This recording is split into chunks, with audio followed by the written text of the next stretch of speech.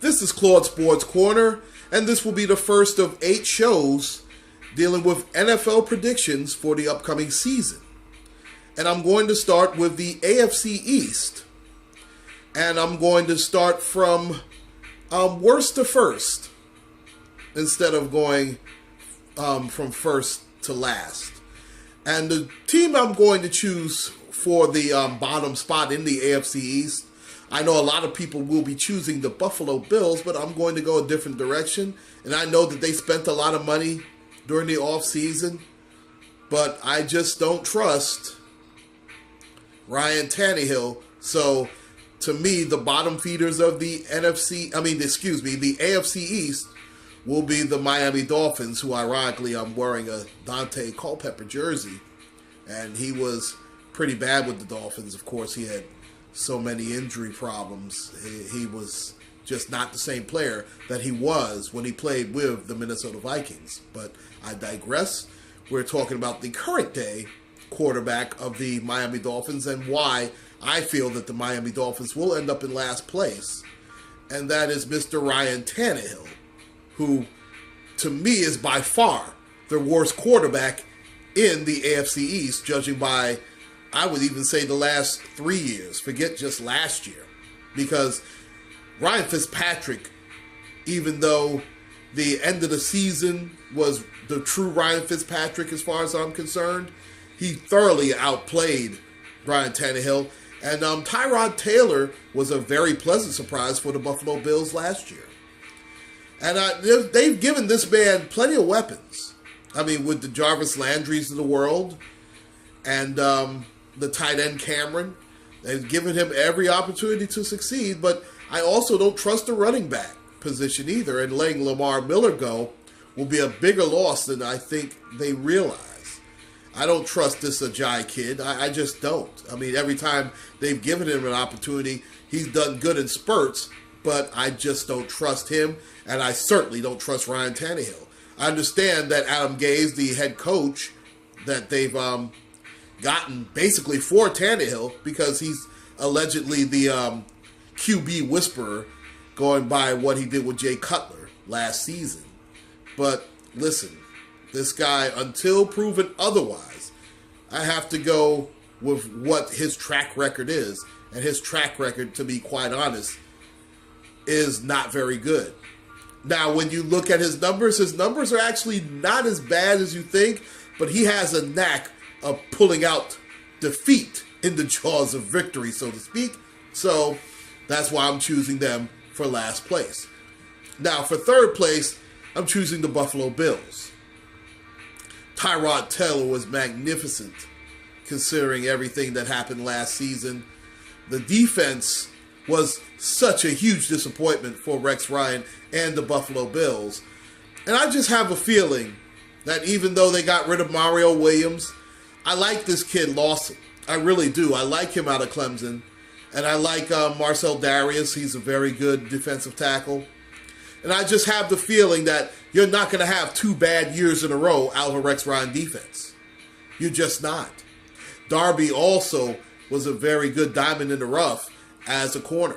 He's the most underrated corner. He and Desmond Trufant in Atlanta are the 2 most, to me, disrespected corners in the NFL. They had all pro seasons last season.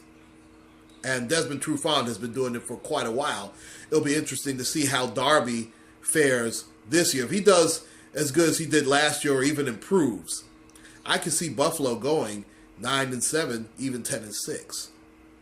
Now, I'm choosing the New York Jets for second place. And the only reason is that the fact that they did re-sign Ryan Fitzpatrick. Now, if Fitzpatrick reverts to being the Ryan Fitzpatrick we all know and love, which is a mediocre quarterback, then listen, you can see Buffalo jump up to the second spot. And dare I say, challenge the New England Patriots for the top spot. Because let's face it, Rex Ryan has a habit of getting into Tom Brady's keister, if you know what I'm saying. Because he just has that. He's got a defense which sometimes confuses Brady. He always has at least 2 or 3 wrinkles up his sleeve. And even though they finished 8-8 last year and disappointed on the defensive end, I could see them doing pretty well. Now, Sammy Watkins has a lot to do with this as well. His health will make the difference between them being an over 500 team or a 6-10 team. And also, let me leave some for Shady McCoy. I think Shady McCoy was often injured last year and did not have the year that he wanted. And now with Carlos Williams being suspended the first 4 games of the season, I just feel that LaShawn McCoy is going to have a big season. I know he's on the, those 30 and over running backs, they start to wear down a little bit. But McCoy is one of those running backs who really, he may have lost a step or two, but he's just as shifty as he always has been. And I feel that LaShawn McCoy, I wouldn't be shocked if he gives you 1,100 yards this season or more. And for that reason, but going back to the Jets, listen, Matt Forte, I don't know if that's addition over Chris Ivory, but he is more versatile. So I'll give you that. And we already know that Brandon Marshall is proven. Eric Decker had a very good year as well. It'll be interesting to see what happens at the tight end position because Jason Morrow has been often injured, and he has not lived up to the promise that the Jets have thought. And I actually like Amaro. I thought he had some talent.